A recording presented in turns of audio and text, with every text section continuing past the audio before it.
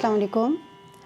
एक art promoter की जानिब से आज हमारे पास मेहमान हैं जिनको हमने मदऊ किया है, वो हैं जनाब अब्बास कमांगर साहब।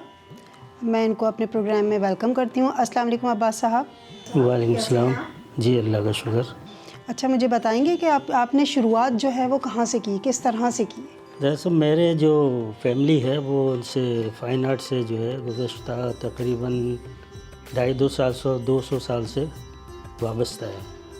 तो समझ लें घराना है, तो वहाँ से ही बचपन से ही शौक़ था। ये थोड़ा सा होश संभालते ही शुरू कर दिया था काम वालिद साहब की निगरानी में।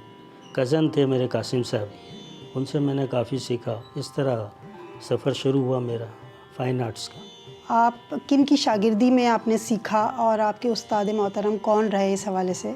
मेरे वालिद साहब थे, हाजी यूसुफ़ कमानगर। मेरे वो कज़न कासिम कमानगर।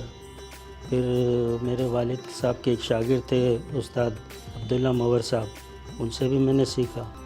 मेरे ताया थे अब्दुर्रहमान कमानगर, जो बॉम्बे जे स्कूल ऑफ आर्ट्स के टीचर भी रह चुके हैं। तो वो सब मेरे उस्ताद ही थे, सीखता रहता था उनसे और अभी तक सीख रहा हूँ। अच्छा अब्बास साहब, मैं जानना चाहूँगी कि आप जो अपने मुसव्वरी करते हैं या अपने फ़नपारों में आप किस मीडियम का इस्तेमाल करते हैं?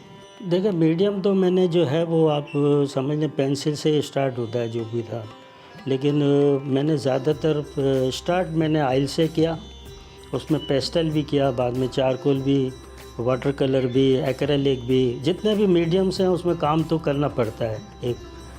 अगर आपको एक बेहतर काम करने के लिए, मुसव्वरी की बेहतर पेंटिंग बनाने के लिए, बेहतर मुसव्वरी करने के लिए आपको तमाम मीडियम को आज़माना होता है। और उसमें ये समझ लें कि वो कुछ तजर्बाती भी होते हैं और कुछ आप उसको बाय प्रोफेशनल भी लेते हैं। लेकिन मेरा मीडियम जो इस वक्त है वो वाटर कलर के हवाले से मुझे ज़्यादा समझ ले के जाना जाता है।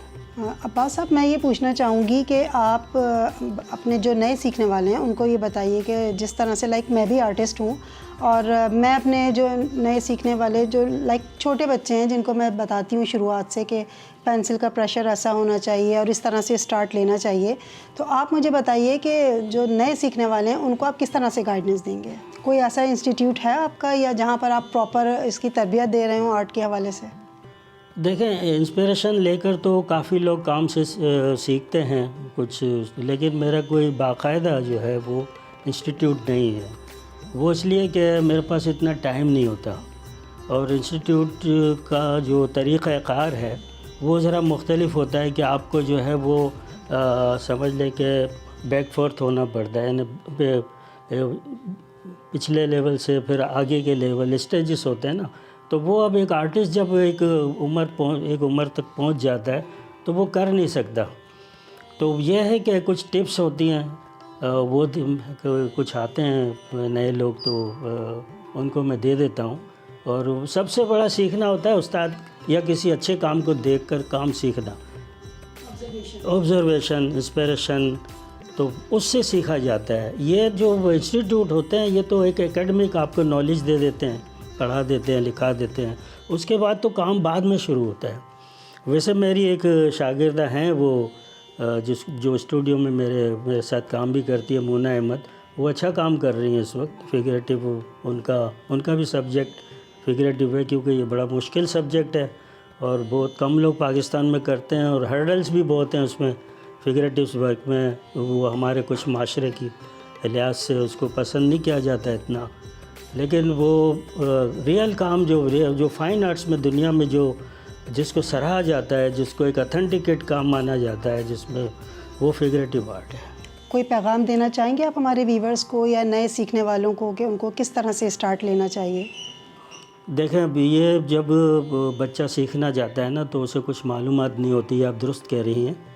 तो मैं सबसे पहले वो आर्ट स्कूल में जाए, उससे बुनियादी चीज़ें जो है ना सीखना बहुत ज़रूरी है।